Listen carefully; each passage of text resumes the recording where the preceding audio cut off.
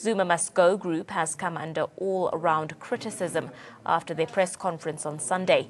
The group called for a march to the Union buildings on Monday morning. They said that Ramaphosa must be bold in dealing with the removal of Zuma. The ANC has slammed the group, reprimanding them for speaking out of turn.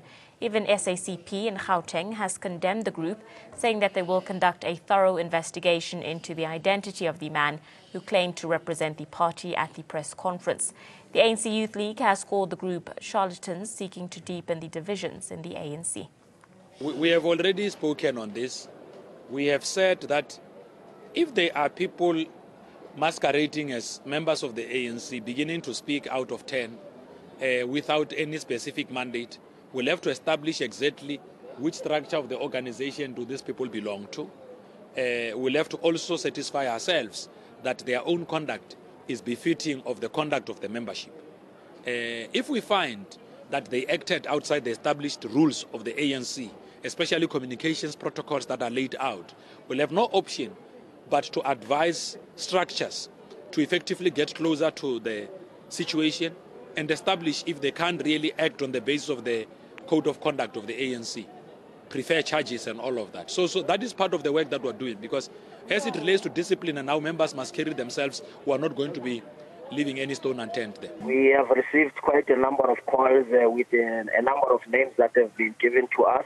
We will in the morning tomorrow verify the status of these particular people to check whether they are members of the ANC or not.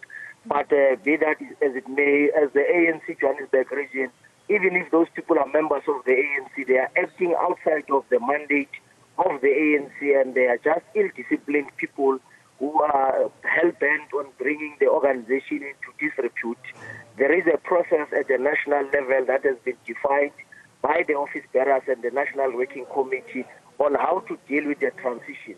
So we have to be patient and wait the outcomes of the National Executive Committee meeting tomorrow. Anything done outside of the structures is tantamount to ill-discipline. Charges will have to be preferred against them. I think the first charge will be that of bringing the organization into disrepute.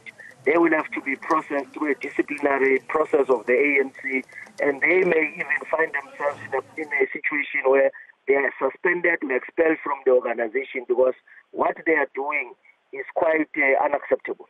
The ANC in the Gauteng province, we condemn and distance ourselves from the actions of the so-called Zuma Must Go group, who have called for a national shutdown. We have noted that some of the members who participated in the press briefing have been identified as members of the ANC, and we have since then asked our regions to actually embark on a process to verify the validity of the membership of the so-called members, and if they are found to be members of the ANC, to then proceed immediately with instituting disciplinary Those action. people have no authority on issues of the ANC.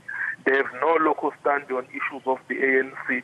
And in fact, if they are members of the ANC, they must be immediately be used as an example of all the people who have been going to the media speaking as if they are mandated by the ANC or they have a relationship with the ANC.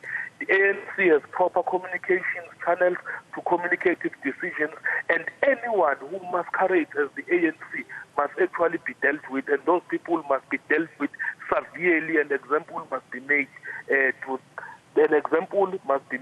with them, that people can no longer continue as if it's business as usual when they go and misrepresent the ANC.